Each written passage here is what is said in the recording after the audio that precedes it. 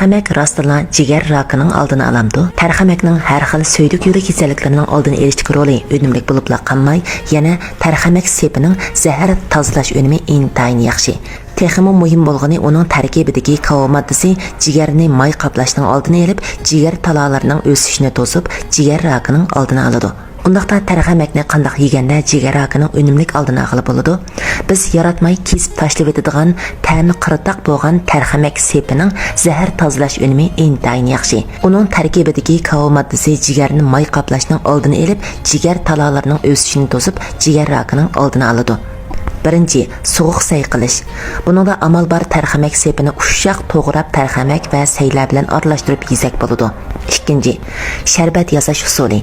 Tərxəmək va tərxəmək sepini meva izish mashinasiga selib azgandan keyingi sharbatni har kuni ichib bersa, chiroyni go'zallashtiradi ham jigar rakining oldini oladi. Xotirlanishicha tərxəməkning yana issiqni qaytarish, ussizlikni qandirish ham o'pkani tozalash roli bor. U yana urug' o'tish mahsuloti hisoblanadi. Tərxəməkning issiqlik miqdori nihoyatda to'van bo'lib, yuqori qon besim, qonda may bor, diabet kasalliklariga shifo bo'ladi. Uningdan boshqa tərxəməkning qandaq önemi roli bor deyilsa, birinchi o'smaning oldini oladi. Uning tarkibidagi kavo moddasi immunitet kuchini oshirib, o'smaning va har xil asta uzun xarakterlik jigar kasalliklarini davolaydi. Ikkinchi, qarishning oldini oladi.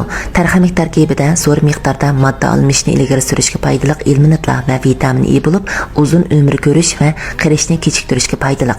Tərxəmək sharbatini teringizga surkisangiz yumronlashtirib, oqartidi, qo'riq yo'qitadi. Üçüncü, spirtdan zaharlanishdan oldini oladi.